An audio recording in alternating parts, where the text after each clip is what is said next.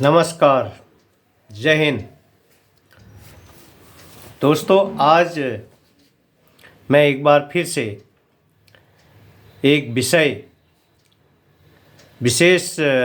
जो subject matter के ऊपर मैं एक वीडियो बना रहा हूँ। विषय है सिर्फ दोहरी कमांड ड्यूल कंट्रोल हटने से क्या होगा असम राइफल की समस्या का समाधान।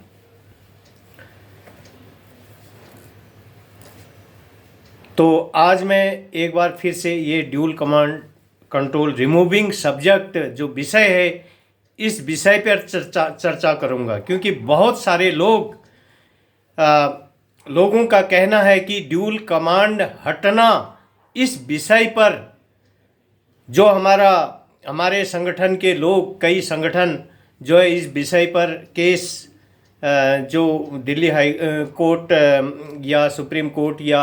अन्य राज्य की कोर्टों में डाल रहे हैं, तो क्या इससे समस्या का समाधान हो जाएगा? क्या हमारे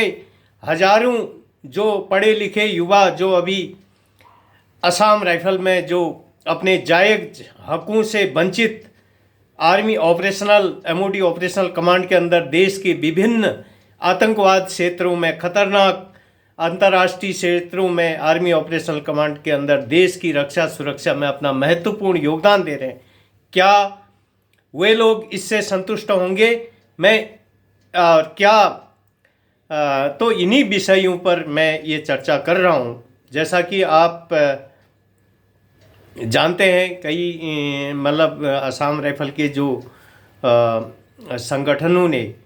कोर्टों में मुकदमा दर्ज किया हुआ है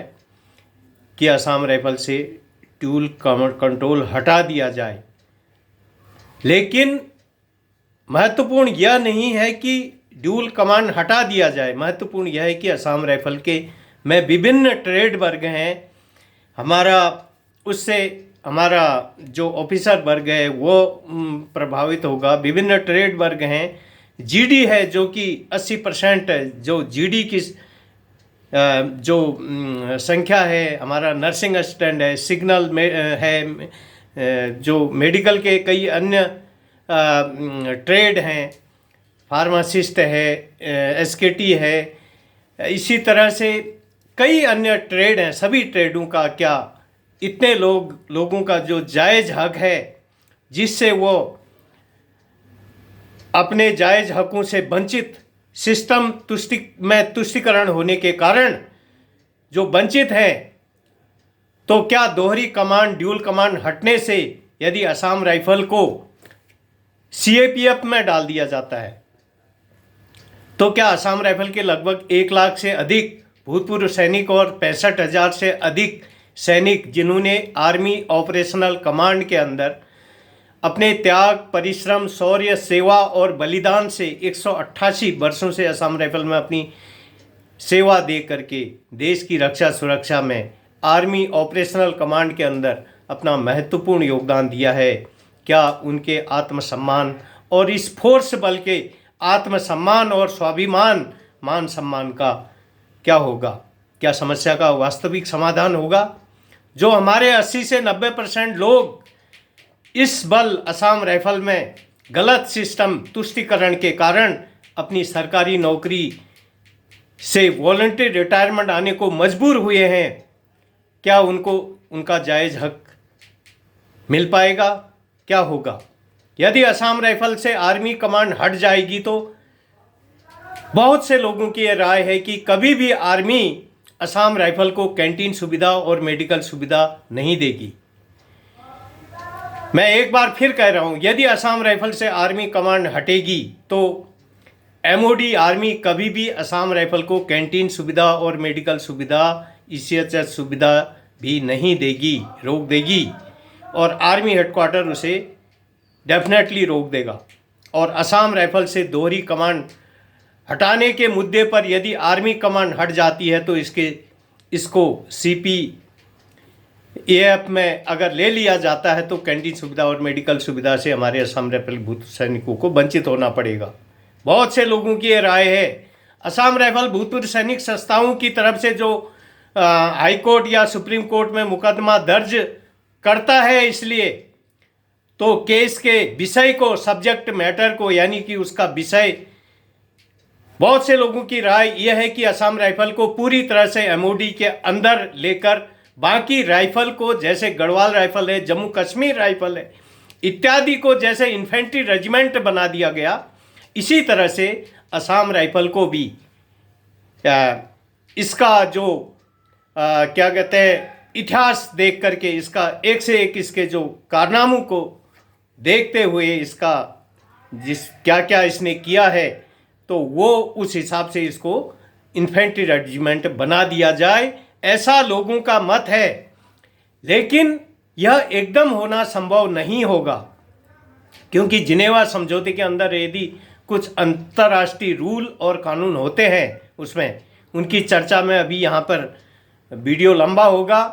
अगले वीडियो में करूँगा। लेकिन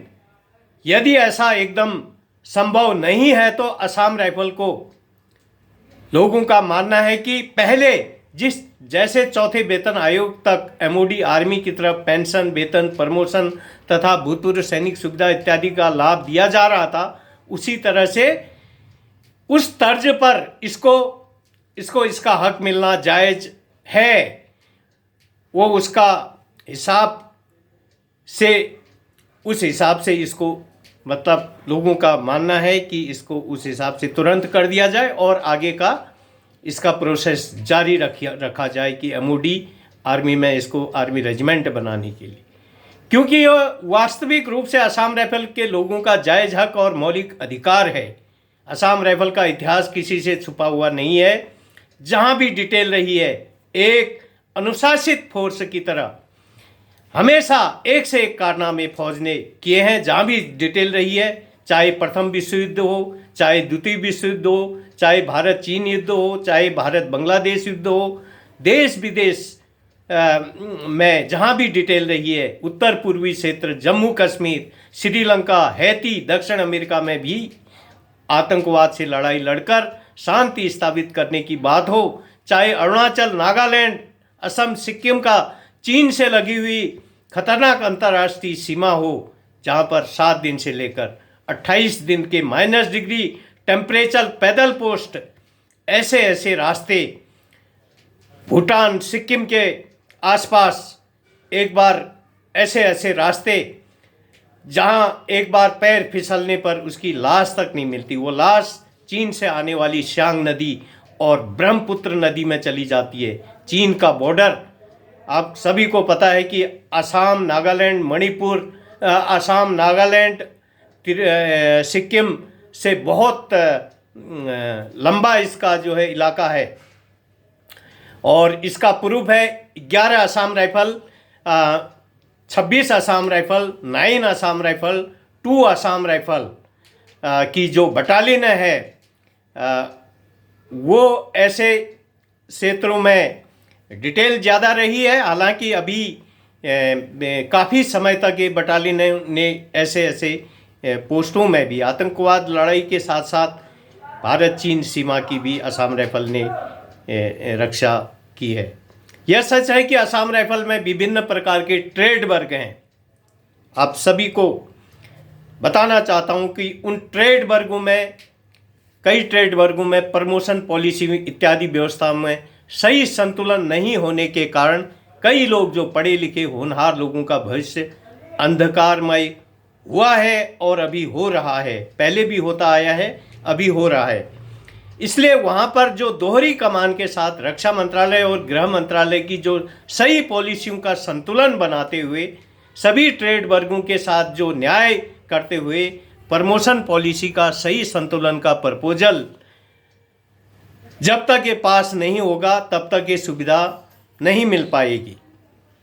इसमें खासकर जो हमारा क्लर्क ट्रेड है, साइफर है, कुछ medical, nursing assistant, compounder, pharmacist, एसकेटी इत्यादि ट्रेड वर्ग हैं, तकनीकी साइबर ट्रेड है, जिसमें कई पढ़े लिखे होनहार लोग, ईमानदार लोग होते हैं। इसलिए यह लोग कौन सी पॉलिसी में खुश हैं, उस हिसाब से उनको जायज़ हक का प्रस्ताव पास करके उसका जायज़ हक उन्हें मिलना चाहिए, क्योंकि इसमें जो पढ़े लिखे क्वालिफाइड लोग ज़्यादा होते हैं और मेहनती लोग होते हैं और ईमानदार लोग भी होते हैं, लेकिन जो जीडी वर्ग सिग्नल है, मेडिकल नर्सिंग असिस्टेंट है, हालांकि इन वर्गों में भी काफ़ी कई पढ़े लिखे लोग होते हैं और ना काफ़ी पढ़े लिखे लोग होते हैं, लेकिन इसके अलावा हमेशा लगातार विकट विषम परिस्थितियों में सभी लोग, पढ़े लिखे लोग चाहे ज़्यादा हों चाहे कम हों, लेकिन विषम और विकट परिस्थितियों में सभी लोग ऑपरेशन ड्यूटी करते हैं। खतरनाक जो अंतर्राष्ट्रीय सीमाओं की रक्षा करते हैं, आर्मी ऑपरेशनल कमांड में हमेशा विपरीत हालातों में देश की रक्षा सुरक्षा में अपना महत्वपूर्ण योगदान देते हैं। इसलिए इनके लिए वही पॉलिसी ठीक है। लोगों का कहना है कि जो पहले ये तो होना चाहिए, इनका जायज़ हक है कि इसको इन्फेंट्री रेजिमेंट बनाना चाहिए और इसका जायज़ हक है और ये क्यों नहीं हो रहा है, ये एक गंभीर और चिंतन और मंथन करने का विषय है। इसलिए इसके लिए वही पहले इस पॉलिसी के अनुसार कम से कम चौथे वेतन आयोग से पहले जिस हिसाब से जो प्रमोशन की सुविधा थी एमओडी आर्मी की तरह तर्ज पर दी जाती थी, मैंने पहले वीडियो में भी बताया था कि जो है एमओडी अगर आर्मी ऑपरेशनल कमांड है तो उससे कोई दिल्ली पुलिस की तरह ड्यूटी तो नहीं ली जाएगी, तो उसको प्रमोशन की पॉलिसी उसी हिसाब से नहीं देने के कारण हमारा जो 20 साल में एक फर्स्ट प्रमोशन एक मिलता है, 18 साल 20 साल में, तब तक जवान का मोरल डाउन हो जाता है और वो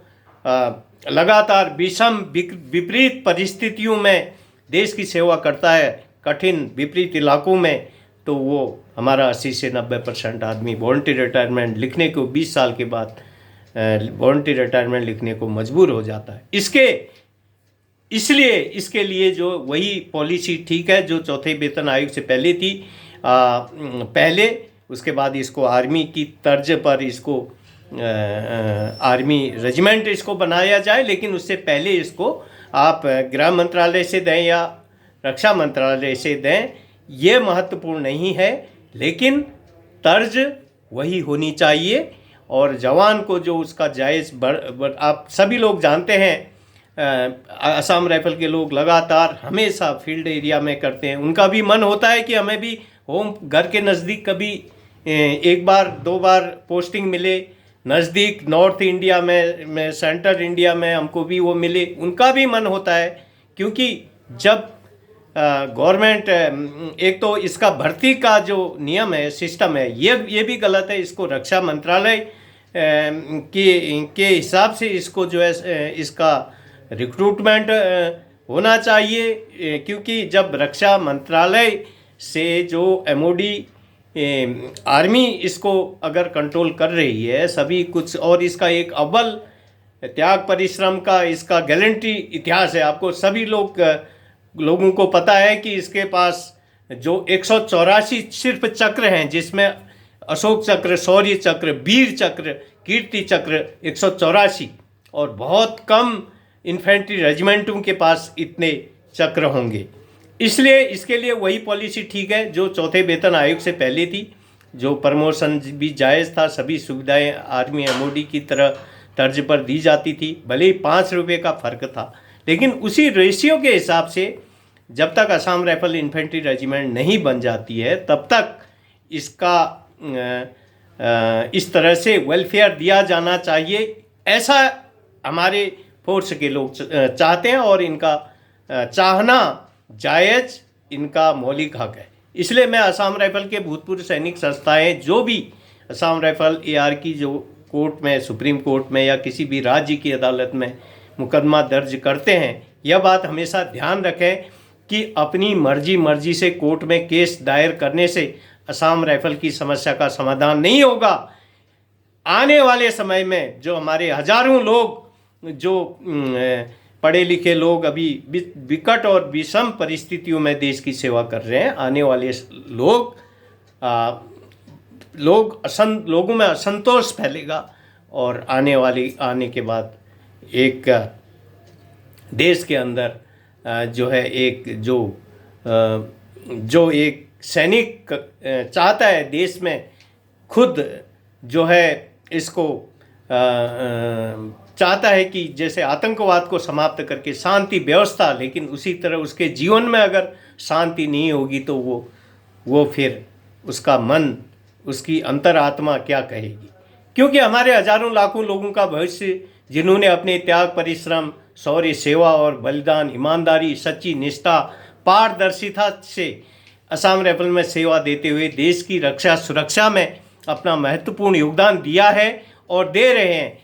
आज उनके जायज़ हितों का भविष्य अंधकार में घूमते हुए भटक रहा है। और सबसे महत्वपूर्ण बात यह है कि हमारे हजारों युवा जो पढ़े लिखे होनहार लोग हैं, देश विदेश में खतरनाक आतंकवाद क्षेत्र, मुश्किल और विपरीत हालातों की अंतर्राष्ट्रीय सीमाओं में, आर्मी ऑपरेशनल कमांड के अंदर, हमेशा फील्ड एरिया में, घर से हमेशा दूर देश की रक्षा सुरक्षा में अपना महत्वपूर्ण योगदान देते आ रहे हैं और दे रहे हैं। उनका भविष्य अंधकारमय हो गया है और आने वाले समय में वे लोग सब आएंगे। हजारों लोग वॉलंटियर रिटायरमेंट 20 साल के बाद आ रहे हैं। वॉलंटियर रिटायरमेंट उन 80 से 90% लोगों को, क्योंकि आर्मी रूल के हिसाब से आर्मी ऑपरेशनल कमांड में 60 साल की एज तक जो है उम्र तक नौकरी करना, देश की रक्षा सुरक्षा करना इतना संभव नहीं है। इसलिए 80 से 90% लोग वॉलंटियर आने को मजबूर हो रहे हैं। ये संभव है ही नहीं। इसलिए वे लोग भी आने के बाद यदि वो संतुष्ट नहीं होंगे तो अपने जायज़ हक के लिए संस्था बनाकर आंदोलन करेंगे। यह एक अच्छी बात नहीं होगी कि रक्षा सुरक्षा से जुड़े लोग ज़्यादा आंदोलित हों। इसलिए यह देश के लिए, देश की शांति व्यवस्था के लिए अच्छी बात नहीं होगी। क्योंकि जो पुराने लोग हैं जिन्होंने अपना खून पसीना आतंकवाद क्षेत्रों में, अंतर्राष्ट्रीय सीमाओं में बहाया है, देश की रक्षा सुरक्षा में अपना महत्वपूर्ण योगदान दिया है, वे लोग कुछ भले ही पढ़े लिखे कम होने के कारण किसी कारण से अभी चुप हैं, लेकिन उन्होंने फील्ड में बहुत मेहनत की है। इसलिए आने वाला समय, आने वाले लोग जो पढ़े लिखे हैं, युवा हैं जो, वो आएंगे तो, लेकिन वो चुप नहीं रहेंगे। इसलिए मैं असम राइफल की जो भी भूतपूर्व सैनिक संस्थाओं से, उनके जिम्मेदार पद के लोगों से आग्रह करूंगा कि आगे आने वाला समय बहुत चुनौतीपूर्ण होगा। इसलिए केस के मैटर, जो विषय को, सब्जेक्ट मैटर को सुधारें। जो भी केस करता है, जो भी कोर्टों में, अदालतों में केस देता है, सोच समझ के केस दिया करें। आप लोग मेहनत कर रहे हैं, लेकिन बहुत अच्छी बात है, एकता संगठन को बना करके एक कर रहे हैं, लेकिन मेहनत करने के बाद अगर उसमें बुराई आ गई तो उस मेहनत का कोई फ़ायदा नहीं है। वह मेहनत भ्रष्टाचार, अन्याय और तुष्टीकरण कहलाती है, और उस भ्रष्टाचार से जो फायदा होता है वो कोई फायदा नहीं कहलाता, बल्कि वो बुराई, तुष्टीकरण और अन्याय कहलाता है। मैं असम राइफल के विभिन्न संस्थाओं, एसोसिएशन के जो फाउंडर हैं, उनके मेहनत और संघर्ष की तारीफ करता हूँ, लेकिन आपका संघर्ष, आपकी मेहनत सही दिशा में हो। कल को आपको मेहनत संघर्ष के बाद भ्रष्टाचार, अन्याय, तुष्टीकरण के आरोप में बदनाम होना पड़े तो इसलिए समय से सिस्टम को सुधारने के लिए प्रयास करें। और यह मैं आपको अपनी नहीं, बल्कि असम राइफल के लाखों, हजारों भूतपूर्व सैनिक परिवारों की अंतरात्मा की आवाज़ को महसूस करते हुए आपको सही और जायज़ राय दे रहा हूँ। और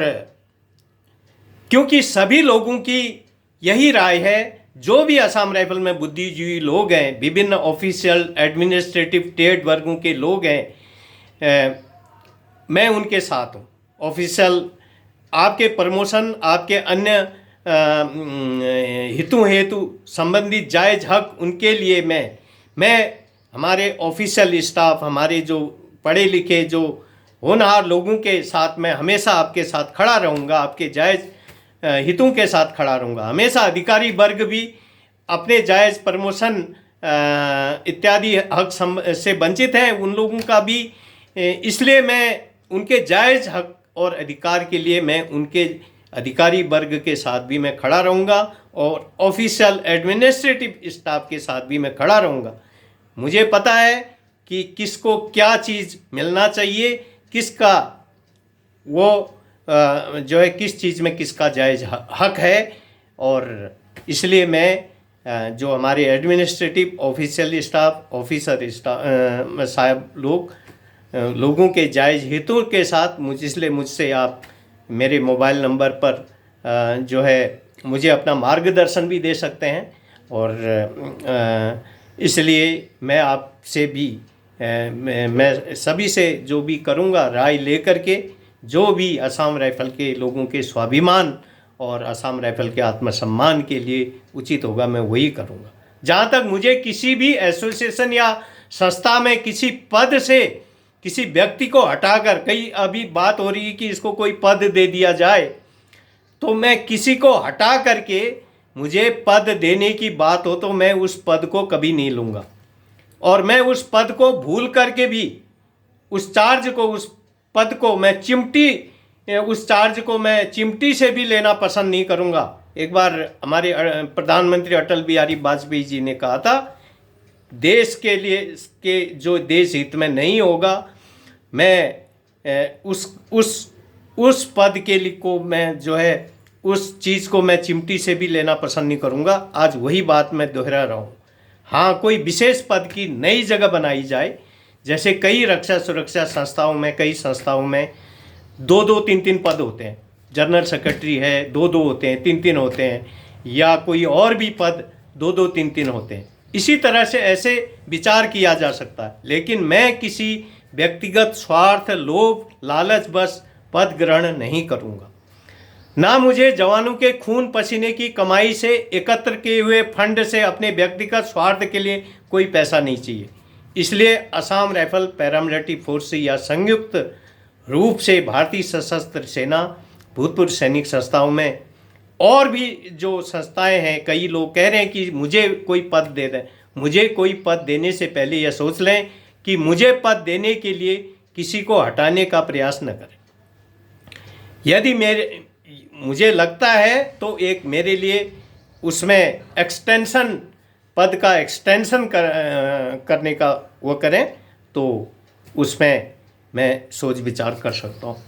यदि मेरी महत्वपूर्ण भूमिका और मेरी महत्वाकांक्षा के लिए मुझे लाभ रहित पद देना चाहते हैं तो नया पद बनाकर मुझसे डिस्कस करें, मुझसे बात करें। अन्यथा मुझे कोई व्यक्तिगत स्वार्थ से, एक बार मैं फिर बता रहा हूँ, किसी को हटा करके कोई पद लेने का लोभ लालच मुझे नहीं है। और इसलिए तो ऐसा किसी को हटाकर मुझे पद देने का प्रयास न करें। कोई भी किसी भी संस्था, जैसे कोई संयुक्त रूप की संस्था है, चाहे हमारी डिपार्टमेंटल संस्था है, तो जो भी है, मुझे ऐसे अनैतिक, जो नैतिक है मैं उसके साथ हूँ, जो मानवतावादी है मैं उसके साथ हूँ, और जो सही है, जो फंडामेंटल है, संवैधानिक है, जो लोकतांत्रिक है, मैं उसके साथ हूँ। लेकिन मैं कोई भी अनैतिक काम जो मेरी अंतरात्मा कहती है गलत है, मैं उसको नहीं करूँगा। इसलिए मैं एक बार फिर से, जो भी संस्था बनाता है, जो उसका केस किसी कोर्ट के अंदर देता है, तो कम से कम उस मैटर को, उस विषय को डिस्कस करें संस्था के अंदर कि हम ये लिख रहे हैं, हम ये लिख रहे हैं, हम ये दिखा रहे हैं, विषय के ऊपर हमने ये दिखाया है, और उसमें कितने लोगों की राय है। यदि आप जिस तरह से कई लोग वोट बैंक के लिए लोगों को करते हैं, लेकिन केस लोगों का मत है, लोग चाहते हैं कि जो केस वो करता है उस केस के अंदर कितने लोगों का मत है, यह भी उसमें बहुत महत्वपूर्ण है। तभी जो है लोग संतुष्ट होंगे, वरना एक दिन ऐसे लोगों को बहुत मान सम्मान इज्जत पाने के बजाय बेइज्जत होना पड़ता है। हमने देखा हुआ है, कई लोगों के ऊपर आरोप लगते हैं और आरोप सिद्ध हो जाते हैं, और ऐसा आदमी फिर समाज की नज़र से, देश के लोगों की नज़र से गिर जाता है। इसलिए कोई भी अनैतिक काम न करें। इसलिए हमेशा इतना त्याग परिश्रम के बाद भी हमने जो है वाली फ़ौज में हमने देश की सेवा की है, और उस त्याग परिश्रम को हमें एकतापूर्वक सभी के हितों का, सभी ट्रेड वर्गों के हितों का ध्यान रखते हुए ऑफिशियल स्टाफ से लेके ऑफिसर, जीडी, मेडिकल, तकनीकी और अन्य ट्रेड वर्ग, सभी वर्गों के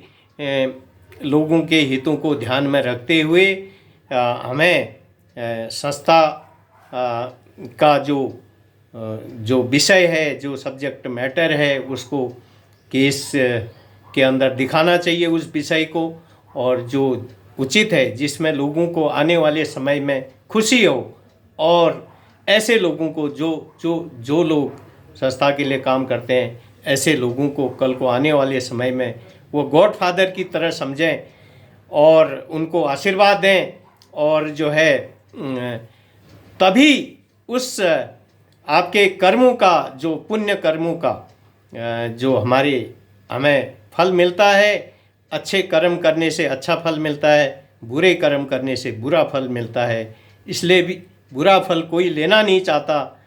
और अच्छे कर्म जो करना नहीं चाहता, तो अच्छे फल कहाँ से ऊपर वाला देगा। तो आज ये वीडियो लंबा हो जाएगा, फिर अगली बार मैं चर्चा करूँगा। एक बार फिर से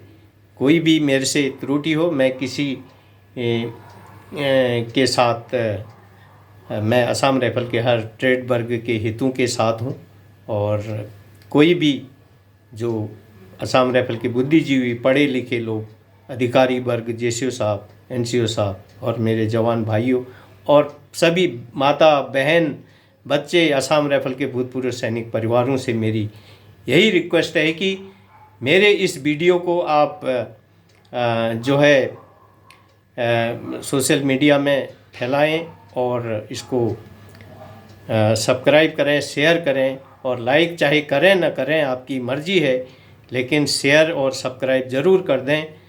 और इसमें कमेंट्स भी लिखें, अपने विचार कमेंट्स में अपने विचार व्यक्त करें, और ताकि मैं जो है एक साफ निष्ठा से, एक जो है साफ अपनी निष्ठा से असम राइफल के लिए आगे भी कुछ कर सकूं, देश के लिए कुछ कर सकूं। मुझे उन कमेंट्स से, आपके उन विचारों से प्रेरणा मिलेगी, और जो सभी के हित में होगा, जो देश हित में होगा, जो सभी भाई जो नॉर्थ ईस्ट के हैं, जो नेपाल के लोग हैं, हमारे भूतपूर्व सैनिक, या नॉर्थ ईस्ट साइड के हैं, सभी के हितों का मैं ध्यान रखूँगा। उस हिसाब से मैं अपनी वीडियो बनाऊँगा। हालांकि मैं अरेवा का एक मेंबर हूँ, और हमारे जो है जो उसमें मैंने भी जो है अपने हिसाब से एक